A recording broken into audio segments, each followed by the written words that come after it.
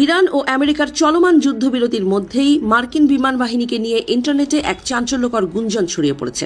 বলা হচ্ছে ষষ্ঠ প্রজন্মের F-47 স্টিলথ যুদ্ধবিমান নিজেদের বহরে যুক্ত করেছে মার্কিন বিমান বাহিনী। ইতোমধ্যেই ইরানের আকাশে প্রথম গোপন মিশন সম্পন্ন করেছে এই যুদ্ধবিমান।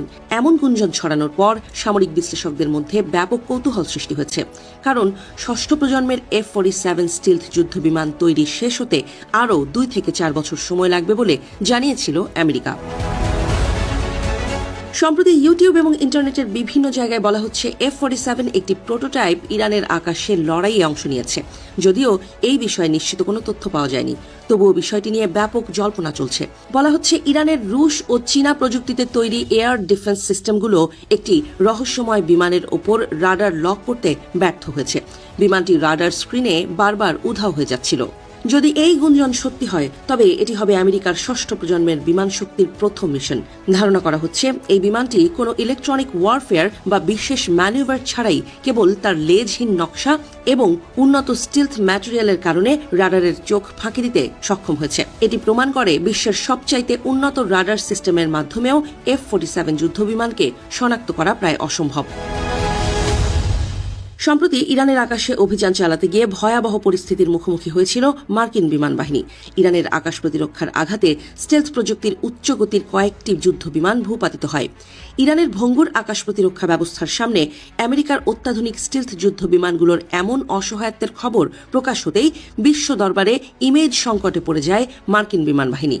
তাই সমর বিশ্লেষকরা বলছেন মার্কিন বিমান বাহিনীর জন্য 100টি B-21 রেইডার স্টিলথ বোমারু বিমান এবং 189টি ষষ্ঠ প্রজন্মের F-47 যুদ্ধবিমান তৈরির পরিকল্পনা যথেষ্ট নয়। আকাশ যুদ্ধে আমেরিকার আধিপত্য ধরে রাখতে আরও স্টিলথ প্রযুক্তির যুদ্ধবিমান তৈরির প্রকল্প হাতে নেয়ার তাগিদ দিয়েছিলেন তারা। লেক্সিংটন ইনস্টিটিউটের ড. রেবেকা এল গ্র্যান্টের মতে 2025 সালের অপারেশন মিডনাইট হ্যামার সফল হলেও তা মার্কিন বাহিনীর ষষ্ঠ প্রজন্মের বিমানের অভাবকে প্রকটভাবে সামনে এনেছে। বর্তমানে আমেরিকার কাছে মাত্র 19টি B-2 বোমারু বিমান রয়েছে, যার মধ্যে ইরানে চালানো গত জুনের হামলায় এগুলোর মাত্র 7টি ব্যবহার করেছিল মার্কিন বিমান বাহিনী। এই স্বল্প সংখ্যক বিমান দিয়ে দীর্ঘস্থায়ী যুদ্ধ চালানো প্রায় অসম্ভব।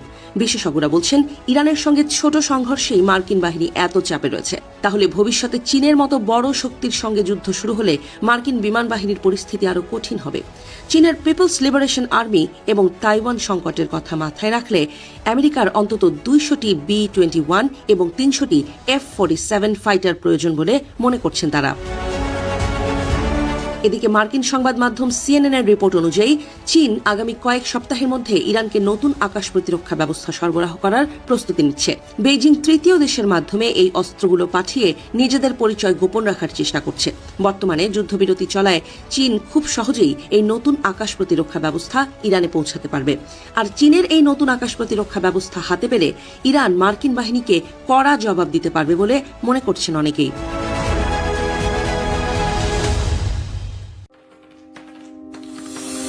আপডেট নিউজ পেতে লাইক, কমেন্ট, শেয়ার ও সাবস্ক্রাইব করে সাথেই থাকুন।